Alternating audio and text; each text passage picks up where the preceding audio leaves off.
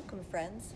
My name is Donna, and I'd like to welcome you to the Fort Saskatchewan Public Library first virtual book club. And for the next few sessions, we are going to be reading Carmen Sandiego, Endangered Operation, used with the permission of Houghton Mifflin Harcourt Publishers. And this is an interactive adventure, so we're going to need your help deciding what our next steps are. So without further ado, let's begin. Carmen Sandiego, Endangered Operation, and this is written by Sam Neeson.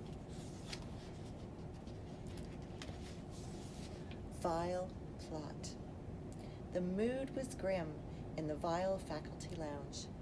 5 Vile instructors, leaders of the world's most powerful criminal organization, were meeting to make their plans.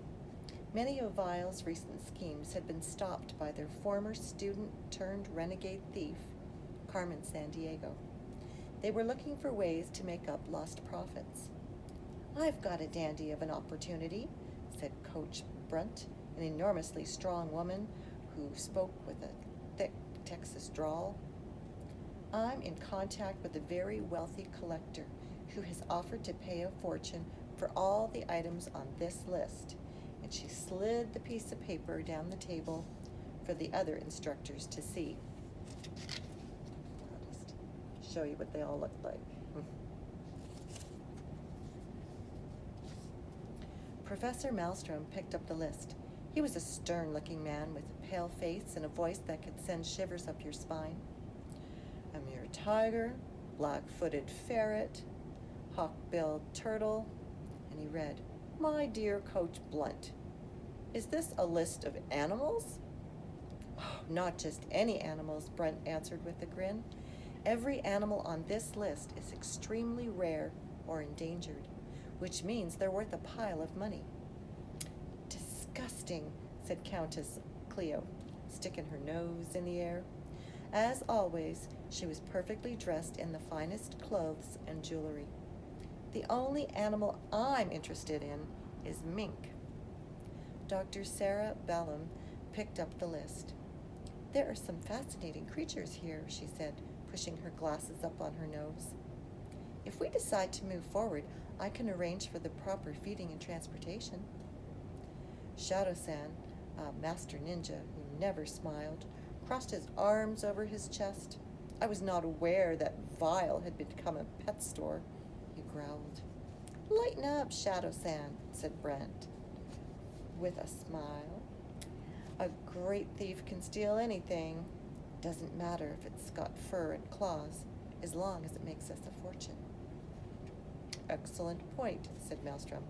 I propose a vote.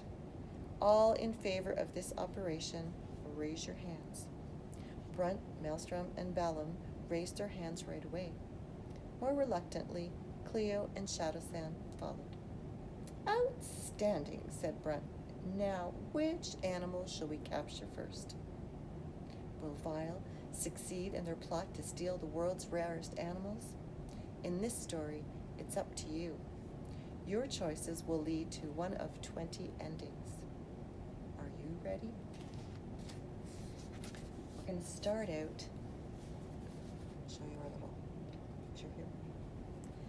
You are a zookeeper at the Schönbrunn Zoo in Vienna, Austria. As you proudly tell visitors, Schönbrunn is the oldest zoo in the world. It was built in 1752 by Emperor Francis Stephen as a place to keep his collection of exotic birds, monkeys, and other creatures. In 1906, it was home to the first baby elephant ever born in the zoo. These days, the zoo keeps more than 700 kinds of animals, trying to give them all generous habitats where they can live full lives, and the way that they would in the wild. You love your job, although it's a lot of hard work, feeding the animals, watching for signs of disease or discomfort, cleaning out their living areas. Today, as you are looking after the zoo's newest arrival, Nadezhda, a baby Amur tiger. Amur tigers are the largest type of tiger in the world. living mostly in the birch forests of eastern Russia. They're also an endangered species, with about only 540 alive in the world. Nadezhda means hope in Russian, because there are so few Amur tigers remaining. Each one carries the hope of the species. It's late evening, and the Schönbrunn Zoo is closed to the public for the day. You let yourself into the nursery building where Nadezhda lives. Sadly, her mom wasn't paying enough attention to her, which is not uncommon for first-time tiger moms, so the veterinarian at the zoo decided she should be fed by hand. Nadezhda, supper time, you call. She stays in a fenced-in area that takes up almost half of the room.